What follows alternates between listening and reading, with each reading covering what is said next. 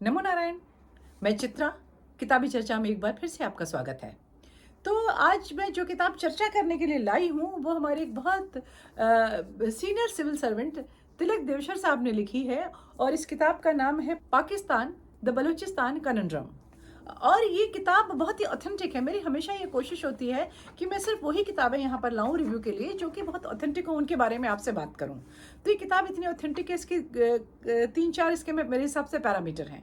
एक तो इन्होंने पाकिस्तान पे बहुत काम किया है, बहुत पढ़ा लिखा है, और एक दो नहीं पूरी चार किताबें पाकिस्तान पर लिखी हैं। एक किताब है Pakistan at the helm, Pakistan courting the abyss, the Pashtun a contested history, Pakistan the Balochistan conundrum. और इस किताब का की ऑथेंटिसिटी के बारे में एक और चीज़ है कि जो इस पाकिस्तान पे इस किताब पे जो लोगों ने बात की, इसको रिव्यू किया, उन्होंने बहुत अच्छे से इस किताब को रिसीव किया। द डॉन अखबार में जो उनके एक बड़े वरिष्ठ पत्रकार हैं, उन्होंने कहा कि ये किताब इतनी अच्छी लिखी गई है, इतने अच्छे से बलोच प्रॉब्लम्स पे, बलोचिस्तान की जो प्रॉब्लम है उस पर किसी पाकिस्तानी ने भी किताब नहीं लिखी है। और इस किताब का इम्पैक्ट कितना था और इंटेलेक्चुअल लिटरेरी वर्ल्ड में इसका कितना ज़्यादा इस किताब को रिसीव किया गया। और उसका एक और उदाहरण है कि जब ये किताब छपी 2019 में किताब आई, तो जो हमारे यहाँ के कुछ लोग जो थे, थोड़े से जो एंटी एस्टेब्लिशमेंट तरह के होते हैं, उनका ये कहना था कि जब 370 और 35 से कश्मीर से हटा तो उस एक चीज़ के लिए एक उसके सपोर्ट में नैरेटिव सेट करने के लिए ये किताब उसी समय आउट की गई। जो भी था, ये सच है कि नहीं ये तो नहीं मालूम, लेकिन हाँ, इस किताब को इस तरह से कंसीडर किया गया, ये इसकी ऑथेंटिसिटी को बताता है। इस किताब में इन्होंने बलूचों की जो प्रॉब्लम जब से शुरू हुई है, मतलब द ग्रेट गेम जो था रशिया और द ग्रेट ब्रिटेन के बीच में, वहाँ से इसको शुरू करके और आज तक का वर्णन किया है। इस किताब में पूरे 6 खंड हैं जिसके अंदर 18 अध्याय हैं। तो उसके जो मैं बात कर सकती हूँ, उसके जो सेक्शंस हैं वो हैं an ancient civilisation, time gone by, the roots of alienation, Chinese gambit, relentless persecutions, enduring insurrection. अब इस किताब में, अब जब इसके सब्जेक्ट मैटर पे हम थोड़ा बात करते हैं, तो जो तिलक देवशर साहब हैं उनको ऐसा लगता था कि जो बलूचिस्तान है वहाँ के जो कल्चरल हेरिटेज है और वहाँ की जो कल्चरल बैकग्राउंड है और वहाँ के जो जोग्राफिकल मुद्दे हैं वो बाकी पाकिस्तान से, मतलब मेनली पंजाब से इतने अलग हैं कि इतने ज़्यादा अलग हैं कि पाकिस्तान में आज तक जितने भी वहाँ पे लोगों ने कंट्री को हेड किया, चाहे प्रेसिडेंट्स, प्राइम मिनिस्टर्स और जो इनके मिलिट्री के बड़े बड़े अफसर्स होते हैं, किसी ने इस प्रॉब्लम को समझा ही नहीं, या ये कहना चाहिए इसको समझना ही नहीं चाहा। और नतीजा ये कि जब भी वहाँ हाथ लगाया तो उस प्रॉब्लम को उन्होंने और बढ़ाया, ये ऐसा वो कहते हैं। तो अब ये प्रॉब्लम शुरू कैसे होती है? ये प्रॉब्लम शुरू होती है 19th सेंचुरी से शुरू होती है, जबकि उधर तो रशिया और इधर ग्रेट ब्रिटेन पूरे एशिया में अपने पंजे फैलाने को घूम रहे थे। अच्छा, एशिया जो है एक पूरा का पूरा एशिया ही कह लें कि सारी एंशिएंट सिविलाइजेशन यहीं से निकलते हैं, एशिया टू अफ्रीका चलते चले जाएं अगर हम। लेकिन जो चूंकि ये दोनों जो इस समय ग्रेट पावर्स थी, ये पूरी दुनिया में अपना आधिपत्य करना चाहती थी, तो ये लोग पूरा एशिया, खास तौर पे अफगानिस्तान, बलूचिस्तान और तिब्बत, इसको लेके जो इन लोगों ने कोशिशें करी उसको द ग्रेट गेम कहा जाता है, जिसमें सारे जो डिप्लोमेटिक एफर्ट्स भी हुए, जिसमें मिलिट्री एंडेवर्स भी हुए इस जगह पे कब्जा करने के लिए। तो जैसे रूस अफगानिस्तान की ओर चढ़ा, रूस बहुत दिनों से अफगानिस्तान पर नज़र लगाए हुए था। इधर से ब्रिटिशर्स ने सोचा हम अफगानिस्तान को बलूचिस्तान की तरफ से घेरेंगे। उन्होंने क्वेटा में अपना मिलिट्री बेस भी बनाया और इस यहाँ पर एक सो कॉल्ड डेवलपमेंट किया। और इसके बाद जब उन्होंने एक बार बलूचिस्तान को अपने हाथ लिया तो उन्होंने इसको जो ब्रिटिश इंडिया कहलाता था उसका हिस्सा बनाया। ये ब्रिटिश इंडिया का एक हिस्सा हो गया था। लेकिन यहाँ की जो सभ्यता थी, यहाँ के जो लोग बड़े बहादुर, बड़े लड़ाका हुआ करते थे, तो और नेचुरल रिसोर्सेज तो यहाँ बहुत ज़्यादा थी। तो जैसा कि मैं हमेशा अपने हर वीडियो में कहती हूँ कि ब्रिटिशर्स की एक बड़ी समस्या रहती है, अब गोरों की हम कहूँगी, बल्कि ब्रिटिशर्स क्यों कहूँ, गोरों की, क्योंकि वो समस्या अमेरिका की है, वो समस्या यूरोप की भी है, कि कहीं भी उनको ऐसा लगता है कि अदर देन वाइट कोई पावर बहुत बढ़ सकती है, तो वो उसको इस तरह से म्यूटिलेट करना चाहते हैं कि वो सांस भी न ले पाए। जहाँ जहाँ जाते हैं, दो कोरिया कर दिए, दो हिंदुस्तान कर दिए, इसी तरह करते रहते हैं। तो उन्होंने बलूचिस्तान को भी 3 हिस्से कर दिए। एक उन्होंने ईरान के हवाले कर दिया, एक उन्होंने हवाले कर दिया इसके अफगानिस्तान की ओर, जो एक सबसे बड़ा था वो उन्होंने अपने पास रख लिया। इसी तरीके से जिस तरीके से आपने मेरे दूसरे वीडियो में देखा होगा कि कैसे उन्होंने पैलेस्टीन जहाँ पर है आज का और उसके आसपास के पूरे इलाके की किस तरीके से फ्रांस ने और अमेरिका ने बैठ के बंदरबांट की थी, तो वैसे ही इन्होंने यहाँ पे बंदरबांट कर ली और इसके बाद ब्रिटिश राज चलने लगा।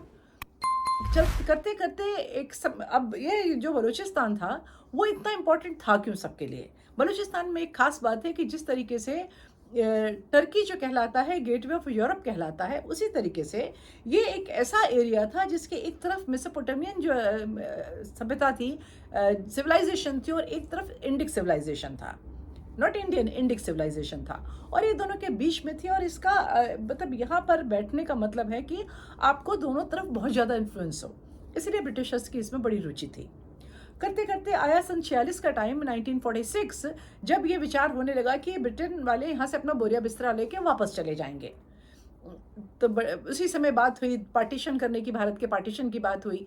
तो जो बलोच थे, बलोच राजा, उस समय 3 या 4 मेन राजा थे वहाँ पर, उन्होंने ये कहा कि देखिए हमारा जो स्टेटस है वो बाकी जितनी रियासतें हैं इंडिया के उनसे सबसे फ़र्क है, तो इसलिए हम आपके इस विले में नहीं आना चाहते, हमको एक अलग जगह मिलनी चाहिए, हमको एक अपना एक पॉलिटिकली सोवरेन एरिया अलग मिलना चाहिए, स्टेट कंट्री अलग होना चाहिए हमारा। और एक हद तक ये बात पे सहमति भी बन गई। और ब्रिटिशर्स के सामने इनके केस को रख रहे थे एडवोकेट मोहम्मद अली जिन्ना, जो बाद में जिन्होंने पाकिस्तान भी बनवाया था, वही बलूचों के केस को वहाँ रख रहे थे, और चीज़ें ऑलमोस्ट सेटल हो गई।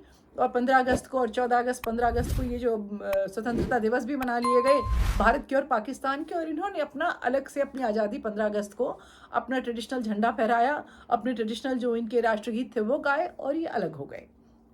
लेकिन ब्रिटिशर्स को इससे मज़ा नहीं आया, क्योंकि ब्रिटिशर्स का एक खेल हमेशा रहता है, गोरों का मैं फिर कहूँगी, ब्रिटिशर्स, मैंने शब्द गलत बोला, कि अगर कोई भी नॉन वाइट पावर आगे बढ़ रही हो तो उस वहाँ पर इस तरीके से वे बैलेंस करो कि कोई भी वहाँ ठीक से जी ना सके।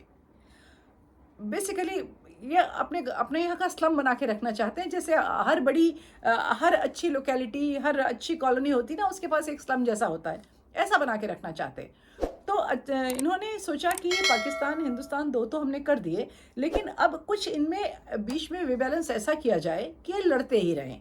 उसी योजना के तहत पहले उन्होंने कश्मीर में इंटरवीन किया, उसके बाद इन्होंने जो है suddenly end of the year में उन्होंने, मेरा ख्याल है कि अगस्त एंड में, उसके और आगे उन्होंने, मुझे डेट्स ठीक नहीं याद है, उन्होंने ये कहा कि देखिए आप जो बलूच राजा हैं, आप इतने नहीं हैं सक्षम, आप इतने कैपेबल नहीं हैं कि आप जो इंटरनेशनल डिप्लोमेसी होती है उसका प्रेशर सह पाएँ।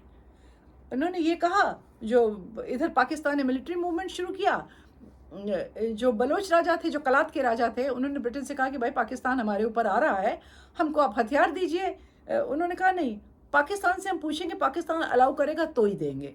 अब सोचने की बात यह है, जब पाकिस्तान से बचने के लिए उनको आर्म्स चाहिए थे, हथियार चाहिए थे, मिलिट्री हार्डवेयर चाहिए था, तुम पाकिस्तान से ही पूछ के दोगे, तो बड़ी बेतुक सी बात थी। लेकिन वो बेतुक बात तो करते ही हैं वो लोग, उन्होंने बेतुक बात कर दी।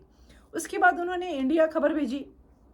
इंडिया में हमारे यहाँ उस समय डिप्लोमेसी जो थी और फॉरेन अफेयर बड़ा ढिलम पोल होता था, तो उन्होंने कुछ मतलब क्रॉस मैसेजिंग हुई, कुछ गलत किस्म के बयान हुए, और इतना टाइम लगा दिया कि उसके बाद हेल्प भेजने का कोई मतलब नहीं रहा। और पाकिस्तान ने अपना मिलिट्री मूवमेंट फुल ऑन किया, उन्होंने अपने शिप्स भी चला दिए, और कुल मिला के उसको उन्होंने छल बल कौशल कैसे से भी करके उन्होंने उसको कब्जा कर लिया, और उनका वो हो गया।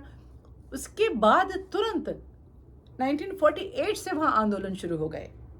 वहाँ लगातार एक के बाद एक विद्रोह चलते रहते हैं। अभी भी इस समय आप लोग भी पढ़ते होंगे, वहाँ खूनी विद्रोह हो रहे हैं। बीएलए वहाँ रोज कभी फौजों को मारता है, कभी चाइनीज वर्कर्स को और ऑफिसर्स को मार देता है, कुछ ना कुछ वहाँ चल ही रहा है।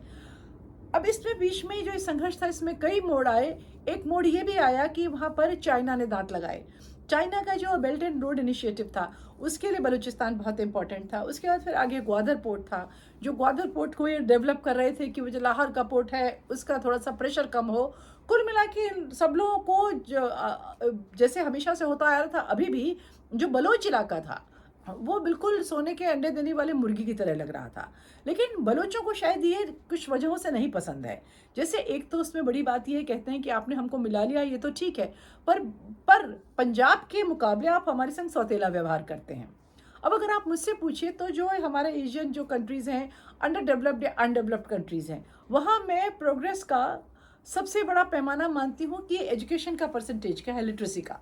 तो उस मुकाबले में बलूचिस्तान में जो टोटल एवरेज लिटरेसी है 42% है और महिलाओं की केवल 25% है। तो इससे उनका ये जो दुख है कि उसके विकास के लिए बलूचिस्तान के लिए पाकिस्तान ने काम नहीं किया, ये बात तक कहीं न कहीं सही लगती है।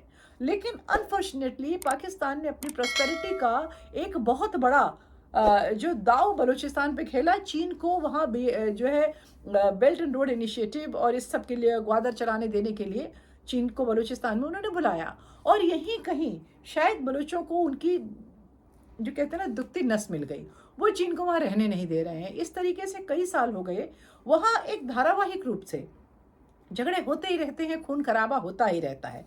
अभी भी वो वही चल रहा है। अब हमें भी देखना है, इस किताब में भी नेचुरली वो एंड तो प्रेडिक्शन नहीं कर सकते इस समस्या का क्या होगा।